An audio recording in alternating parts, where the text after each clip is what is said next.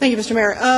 Gentlemen, I appreciate the presentation, and I have a different segment of law that I have a question about, and I am an attorney, and I play one on TV, too. So anyway, and I think the city attorney maybe can weigh in this, because I brought this to his attention. Our ordinance, and I know you said you didn't read it, but our ordinance actually changed the buffer zone from the collectives to schools. And I understand that there are some discrepancies between state and federal law, but my understanding is that the federal government still views marijuana as a controlled substance, and that under the federal Safe and Drug-Free Communities Act, which all of our schools have to operate under, they are required by law to have a 1,000-foot buffer from. Actually, it's a drug-free zone, and anyone who actually, there's an enhancement of penalty. Anyone that distributes, possesses, intent to distribute, manufactures within 1,000 feet of any school and 100 feet of any youth center, public swimming pool, or video arcade can find themselves federally prosecuted. Am I understanding that correctly? Because I know that this council, and I voted against it, actually wanted to lessen the buffer to 500 feet.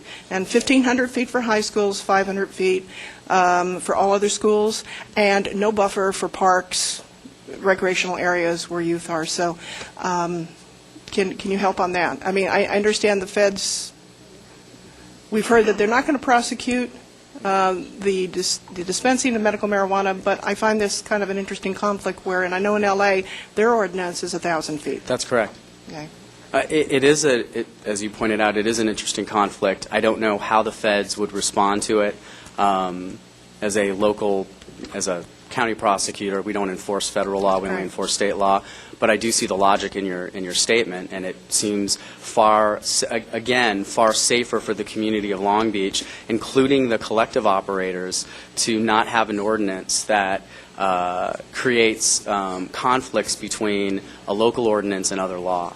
Well, and I think that gets, and I asked the city attorney on this, my reading of that, actually, by us lessening the buffer to less than what the federal law is, actually puts the collectives at risk, because we're allowing them to distribute and to possess within less than the buffer zone for drug-free, and the feds have the basis then to say, you've just violated, and you get an enhancement and penalty, including for marijuana. So, again, I would like us to be at least consistent with federal law, consistent with the LA ordinance, and have that buffer the same, the 1,000 feet for all schools, and I'd like to include playgrounds, and it's also public.